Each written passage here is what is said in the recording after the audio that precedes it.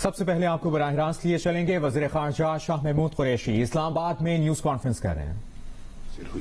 نہ صرف ہندوستان کی ساکھ متاثر ہوئی، میں سمجھتا ہوں کہ وزیر اعظم مودی کی جو ذاتی جو شخصیت ہے اس پر بھی بہت سے سوالیہ نشان اٹھائے گئے. تو اس خفت کو مٹانے کے لیے اور اس امیج کو اپنے انٹرنیشنل امیج کو بحال کرنے کے لیے یہ ایک کوشش کی گئی. کہا گیا ہاں اسٹیٹ ہوڈ بحال کر دیا جائے گا ایٹ این اپرچون ٹائم. یہ بڑی ویگ بات ہے، مبہم سی بات ہے. What is an اپرچون time? 2 سال تو بیت گئے. What is an اپرچون time? اور یقیناً سوال ذہن میں اٹھتا ہے کہ مزید کتنی کشمیری جانیں کا نذرانہ پیش کرنا پڑے گا اس فیصلے پر نظر ثانی کا جو مطالبہ ہے اس کی اہمیت جتلانے کے لیے. بالکل یہ بات سامنے آئی کہ وہاں اس بات کا ذکر بھی ہوا کہ ہمارا تو اعتماد جو ہے وہ اٹھ گیا ہے، اور اس اعتماد کو بحال کرنے کے لیے، اور اعتماد واحد جو طریقہ ہے اعتماد کو بحال کرنے کا وہ ہے فل ریسٹوریشن آف اسٹیٹ ہوڈ. یہ کہا گیا اور میں نے سنا، یہ جملہ بھی سنا. یہ بھی سامنے آیا کہ تذکرہ ہوا، ذکر ہوا کہ کشمیری بہت غصے میں ہے، نالاں ہیں، تکلیف میں ہے، کرب میں ہے، اور اپنی تضحیک محسوس کر رہے ہیں. ان کا جو ان کی اسٹیٹ تھی جموں اور کشمیر کی، اس کو تو آپ نے ڈاؤن گریڈ کر دیا ٹو اے یونین ٹیریٹری. اس کا ان کی گفتگو سے یہ لگتا ہے کہ یقیناً اس کی تکلیف ہے اور وہ چبھن موجود ہے. پھر یہاں تک بات بھی سامنے آتی ہے اس نشست سے کہ یہ جو تاثر تھا کہ وہاں بہت سرمایہ کاری ہو جائے گی اور بہت وہاں خوشحالی آئے گی، معاشی طور پر خوشحالی آئے گی. حالات اس کے برعکس ہیں. برعکس اس طرح ہیں کہ مطالبہ کیا گیا کمپنسیشن کا کہ جو 2 سالوں میں تاجروں کا، دیگر طبقات کا، کسانوں کا باغ اجڑ گئے. آپ دیکھ رہے ہیں کہ پوری ان کی کمائی کا ذریعہ جو ہے وہ ٹورزم ہے. ٹورزم کی جو انڈسٹری ہے، ہاسپٹیلٹی کی، برباد ہو گئی. لوگوں کو بے پناہ مالی نقصان ہوا، ذہنی اذیت کے علاوہ اور جو انسانی مشکلات ہیں اس کے علاوہ جو ان کو مالی نقصان ہوا اس کا تذکرہ ہوا. یہاں تک ایک صاحب نے تو یہاں تک کہا کہ 50% سے زیادہ جو صنعت ہے وہ بند پڑی ہے مقبوضہ کشمیر میں. اور تو یہ کون سا تاثر ہے کہ وہاں خوشحالی آئے گی؟ اور کہاں خوشحالی آئی ہے؟ بربادی آئی ہے.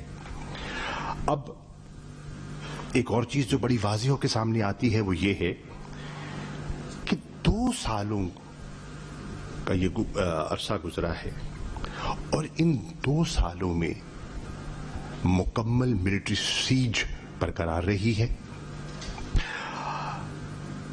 قیادت نہ صرف ٹاپ کی، 2nd لیئر بھی اور 3rd ٹیئر بھی قید میں ہے، اور چارجز بھی فریم نہیں کیے گئے. بہت سے لوگوں کو بند کیا ہوا ہے، قید کیا ہوا ہے، نظر بند کیا ہوا ہے.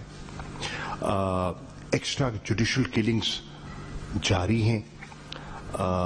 فنڈامنٹل رائٹس جو ہیں وہ بالکل سلب ہیں، اور جتنے اسٹیٹ ٹولز آف آپریشن ہیں ان کو بروئے کار لایا گیا. لیکن جو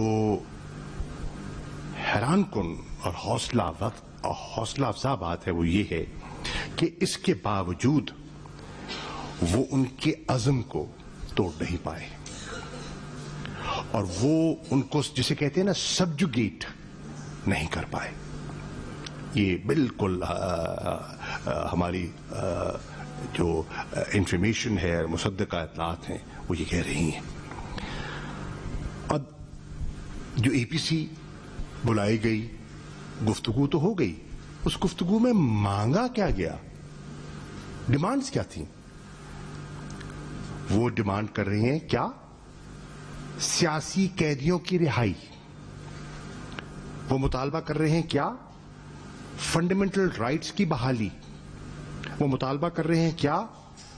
and to extrajudicial killings. وہ کارڈن سرچ آپریشنز کے ساتھ جو چیزیں منسوب ہیں آپ کے سامنے ہیں. وہ مطالبہ کیا کر رہے ہیں؟ Reversal of illegal and unilateral steps. اب قابل غور بات جو ہے وہ یہ ہے کہ یہ کون کہہ رہا ہے؟ پاکستان نہیں کہہ رہا, یہ کشمیری کہہ رہے ہیں.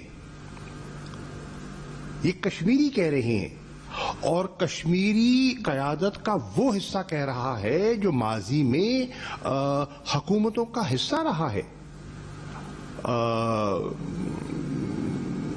میں کسی کا نام نہیں لینا چاہتا, لیکن وہ مطلب دلی کے ساتھ ان کے مراسم رہے ہیں.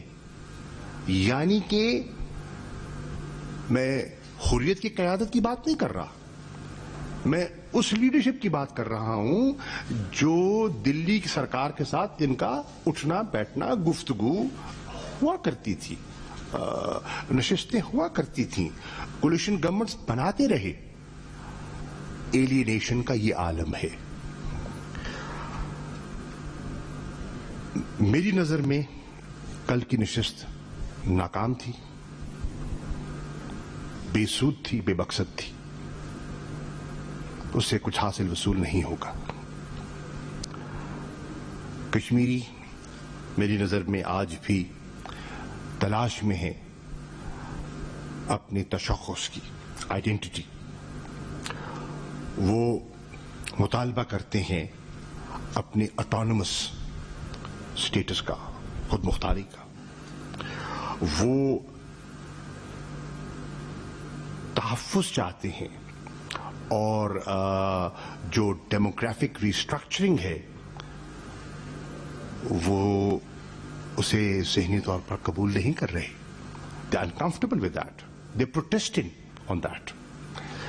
وہ پروٹیکشن چاہتے ہیں پراپرٹی رائٹس کی, ملازمتوں کے جو ان کے بچوں کا مستقبل ہے, جن کو تاریخ دکھائی دے رہا ہے, اس کے بارے میں وہ فکر مند ہیں. تو یہ جو صورتحال ہے یہ سامنے آئی ہے اور میرا یہ خیال تھا کہ اس میں کل میڈیا کے بہت سے دوستوں نے رابطہ کرنے کی کوشش کی, لیکن میں چاہتا تھا کہ پوری معلومات حاصل کر لی جائیں اور معلومات حاصل کرنے کے بعد آپ کے ساتھ نشست کی جائے. شکریہ. جی یہ فارن منسٹر صاحب کی ابھی ایک پارلیمنٹری کمٹمنٹ بھی ہے, but we can take few questions. ہاں کر لیں. اس کی وجہ ہے کہ آپ کے علم میں ہے کہ بجٹ سیشن جو ہے وہ آن ہے اور ووٹنگ بھی ہونی ہے, مجھے جانا ہے. جی نوید صاحب. سر آپ کی اور کافی ایویڈنس ہے کچھ ماہ کے دوران پاکستان کی رسول سے بات ہے, اور اس میں آپ کیا سمجھتے ہیں سر ترکی کافی ایکٹیو ہے گزشتہ چند ماہ کے دوران, کہ آئندہ آنے والے سیٹ اپ میں کیا کردار ہوگا پاکستان میں, اور کافی صورتحال بگڑ رہی ہے اور ایک ایسی تجویز بھی سامنے آ رہی ہے, ادھر ادھر سے سننے میں آ رہا ہے کہ شاید کوئی سیکورٹی کی صورتحال کو بہتر کرنے کے لیے کوئی یو این فورس وغیرہ کی ایسی تجویز بھی زیر غور آئی ہے. تو کیا سمجھتے ہیں ترکی کا کیا کردار ہوگا, سینس کہ آپ کا پاکستان ہمیشہ کہتا چلا آ رہا ہے کہ انفلوئنس طالبان کے اوپر ہے, مگر طالبان کے اوپر کنٹرول نہیں ہے. تو کیا سمجھتے کس پہ ہیں کنٹرول نہیں ہے بھائی؟ پاکستان یہ کہتا چل رہا ہے کہ انفلوئنس تو ہے طالبان کے اوپر مگر کنٹرول نہیں ہے.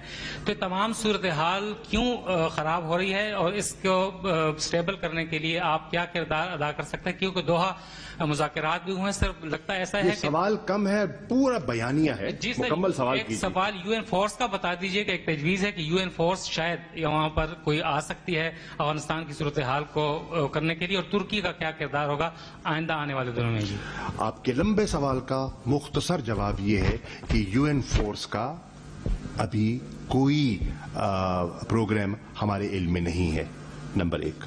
نمبر 2، جہاں تک ترکی کا تعلق ہے، ترکی آپ کو پتا ہے کہ وہاں وہ موجود تھا، کولیشن فورسز کا حصہ رہا ہے.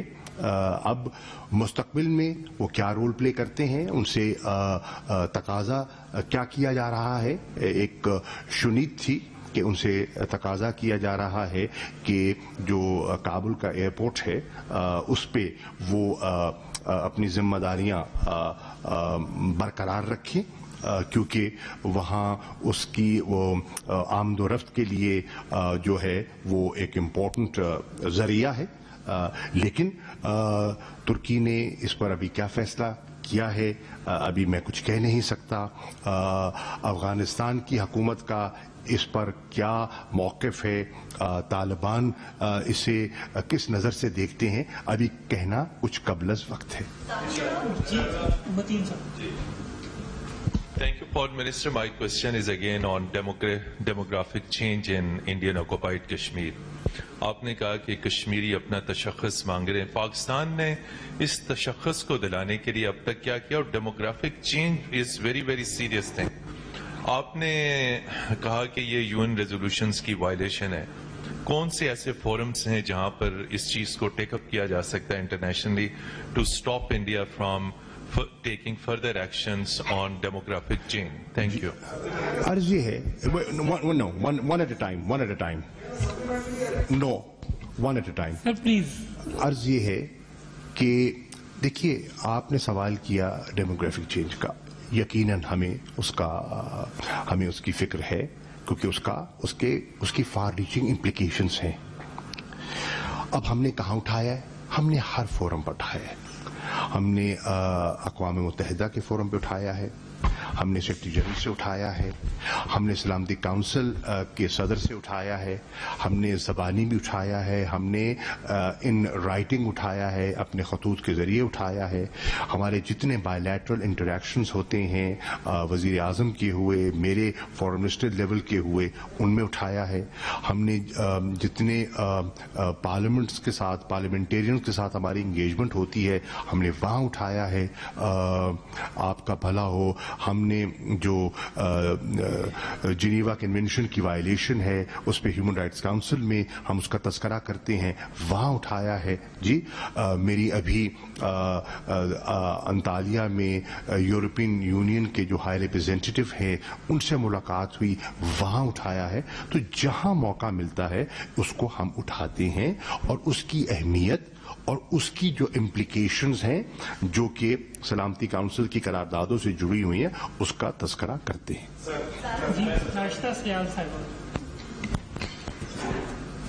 تھینک یو ویری مچ سر. راشدہ سیال اب تک سے.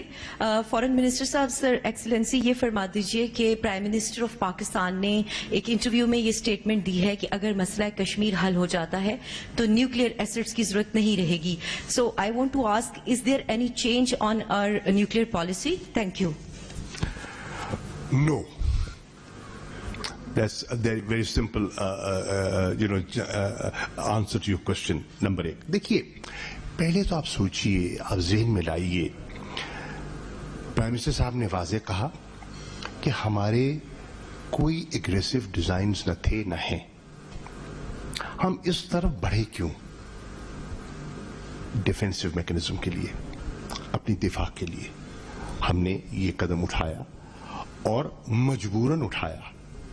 جب ہم دیکھتے ہیں کہ ایک 7 گنا بڑا ہمسایہ جو کنونشنل، جس میں اتنی ایسیمیٹری آ جائے، تو ان سب چیزوں کو سامنے رکھتے ہوئے ہم نے ہماری ایک अपने दिफा के लिए ये हमारी अप्रोच है। पाकिस्तान तो I mean in an ideal world कौन नहीं चाहेगा कि एक न्यूक्लियर फ्री दुनिया हो। आपने देखा ना, रूस और अमेरिका के जमाने में मज़ाकरात होते रहे, पेशरफ्त होती है, कभी नहीं होती, लेकिन लोग एक है ना दुनिया में मूवमेंट्स भी हैं, क्या कहते हैं उसको, CND है ना, CND मूवमेंट, ग्रीन मूवमेंट्स कई दुनिया में करते रहते हैं, लेकिन जब फैसले होते हैं तो वो एक होलिस्टिक पिक्चर को सामने रख के किए जाते हैं। जो सिक्योरिटी एनवायरनमेंट है उसको देखा जाता है, जो आउटस्टैंडिंग डिस्प्यूट्स है उसको देखा जाता है, बैलेंस ऑफ फोर्स जो है उसको देखा जाता है। तो इन सब चीजों को देखकर पाकिस्तान ने फैसले किए और करेगा। स्ट्रेटेजिक रिस्ट्रेंट रिजीम जो है उसके बारे में हमारा एक मौक़िफ़ है और वो कोई नया नहीं है। हम गाहे बगाहे उसका तज़किरा करते रहे हैं कि डिस्प्यूट रेजोल्यूशन है, मिसाइल रिस्ट्रेंट है, कन्वेंशनल बैलेंस है, ये सब आपके सामने है चीजें। तो आप जब उनका ये बयान देखते हैं तो उसको उस तनाजुर में देखें तो चीजें कंफ्यूज नहीं रहती। जी प्लीज।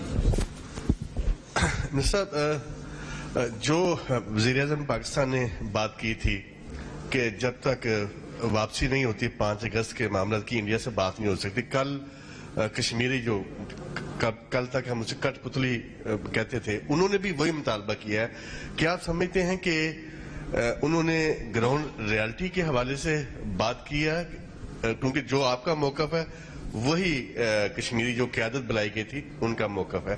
देखिए, इस वक्त तो आप देखें ना कि जो 5 अगस्त 2019 के बीजेपी सरकार के इक़दामात हैं उस पर मोतरज़ हैं Kashmiri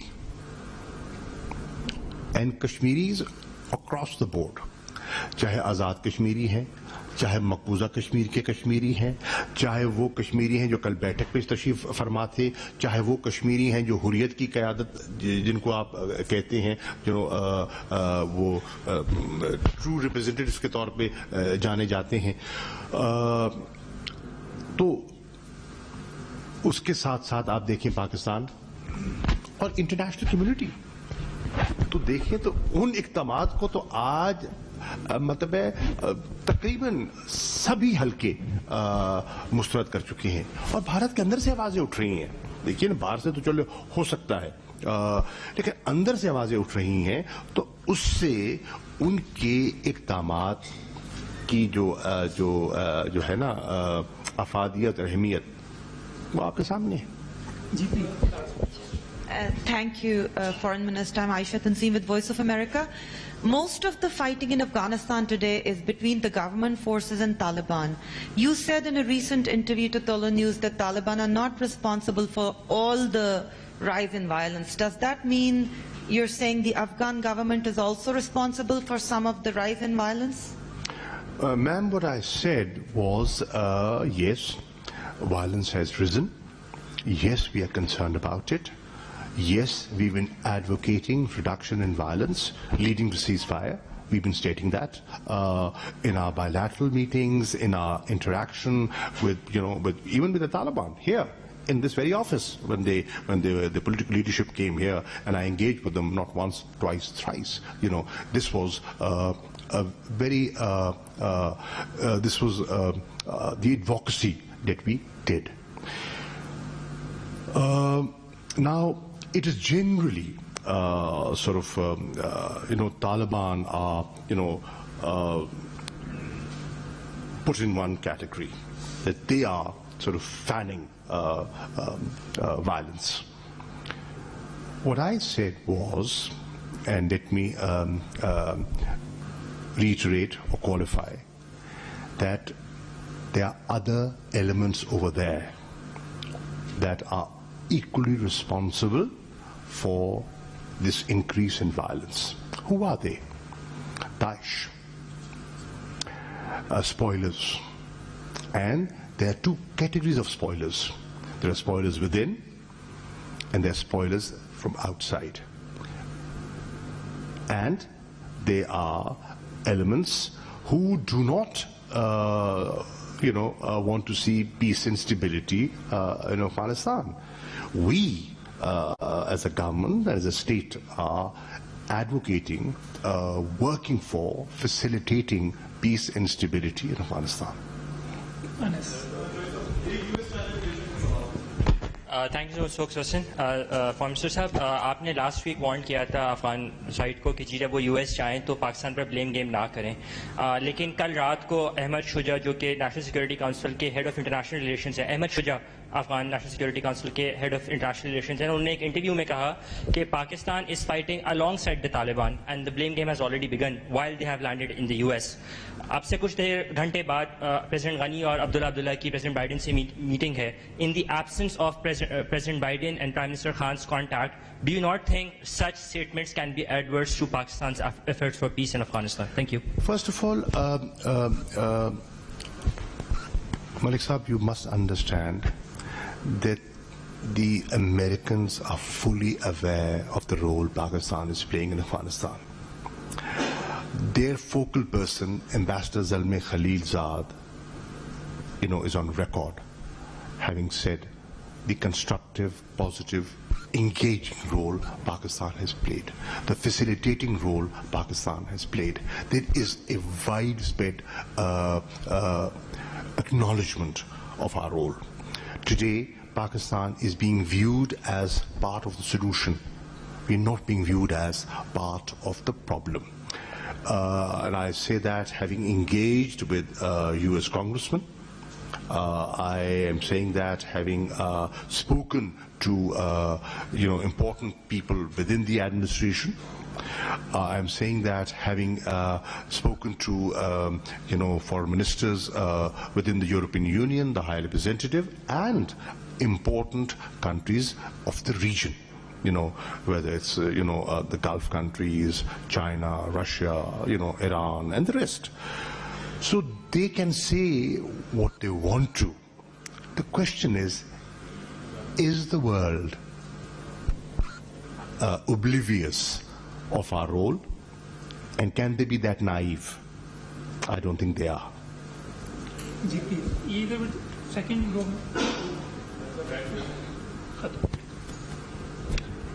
Sir, Manahil Ahmed from Indus News. The Taliban has recently gained considerable territory in Afghanistan. Do you think it will impact the ongoing peace talks between the government of Kabul and the Taliban in any way? What are we advocating? We are saying that a negotiated political settlement is in everybody's interest. That's the best way forward. Who needs to sit together? Afghans. Whether they are Taliban or members of the government. They need to sit together and take a decision about their future. What we have said is, we have no favorites. We do not want to meddle in your internal affairs. Whatever the outcome that evolves out of your negotiations, we will respect that.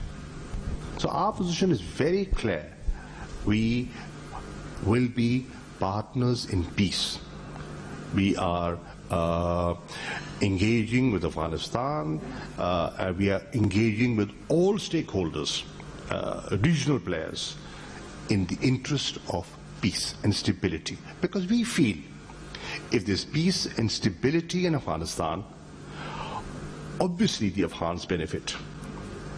We benefit as well, because of the regional connectivity that, we will be able to attain. And God forbid, if things go wrong, and if Afghanistan is sucked back into the 90s, and God forbid, if there's a civil war, Afghans will suffer the most. We will suffer as well. And we can see the horrific consequences of that. We've paid a huge price. Pakistan has paid a huge price in economic terms and in human terms. to cleanse our areas, to get rid of terrorism. It was a very concerted effort that we made nationally. Built consensus, an action plan, operations, a multi-pronged strategy, amalgamation, of erstwhile FATA into KPK. These are all steps that we've taken.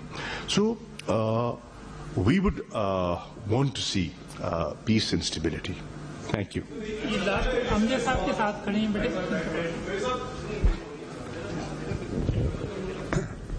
Assalamu alaikum, sir. There is a very thin line which needs to be observed very cautiously. ہم جب 5 اگست کے اقدامات کی واپسی کی بات کرتے ہیں تو اس سے تاثر یہ ملتا ہے کہ اگر ہندوستان آرٹیکل 370 کو نئے سرے سے بحال کر دیتا ہے تو پھر ہمارے لیے وہ قابل قبول ہے، جبکہ 370 کے حوالے سے پاکستان کا یہ تاثر نہیں ملتا. جو اس چیز کو سمجھتے ہیں، جو اس مسئلے کو سمجھتے ہیں، کوئی ایسا تاثر نہیں ہے، کوئی ایسا ابہام نہیں ہے، اور آپ بالکل اطمینان سے رہیے. آپ کو ہرگز گھبراہٹ نہیں ہونی چاہیے. ہمارا موقف بڑا واضح ہے، 2 ٹوک ہے. آپ بالکل اطمینان سے رہیے.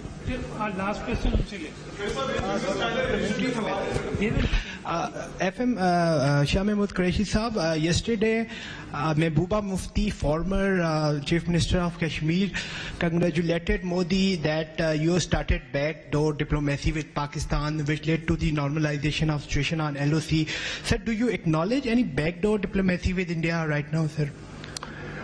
I am not sure if you said that. I am not sure. Perhaps she welcomed ceasefire, but I'm not sure if she said that. دیکھیے، بیک ڈور ڈپلومیسی پہ پہلے بھی ہم عرض کر چکے ہیں کہ کوئی اس وقت بیک ڈور چینل، جس کو آپ چینل کہتے ہیں نا، وہ نہیں ہے. اور پہلے بھی میں عرض کر چکا ہوں، دوہرا دیتا ہوں کہ گاہے بگاہے خطے کی صورتحال کے بارے میں کانٹیکٹ ہوتا ہے انٹیلیجنس لیول پہ، بٹ کوئی بیک ڈور چینل نہیں ہے. یہ کئی دفعہ عرض کر چکے ہیں، لیکن نہ جانے سمجھ کیوں نہیں آتی. Thank you very much. وزیر خارجہ شاہ محمود قریشی اسلام آباد میں نیوز کانفرنس کر رہے تھے. انہوں نے کہا کہ دلی میں کشمیر پر APC خفت کو مٹانے اور عالمی سطح پر امیج بحال کرنے کی کوشش ہے. جو رہنما وہاں گئے انہوں نے وہاں جا کر 5 اگست کے اقدامات کو مسترد کیا. شاہ محمود قریشی نے کہا کہ کشمیری بہت زیادہ غصے میں ہیں، ناراض ہیں، ان کی تصدیق کی جا رہی ہے.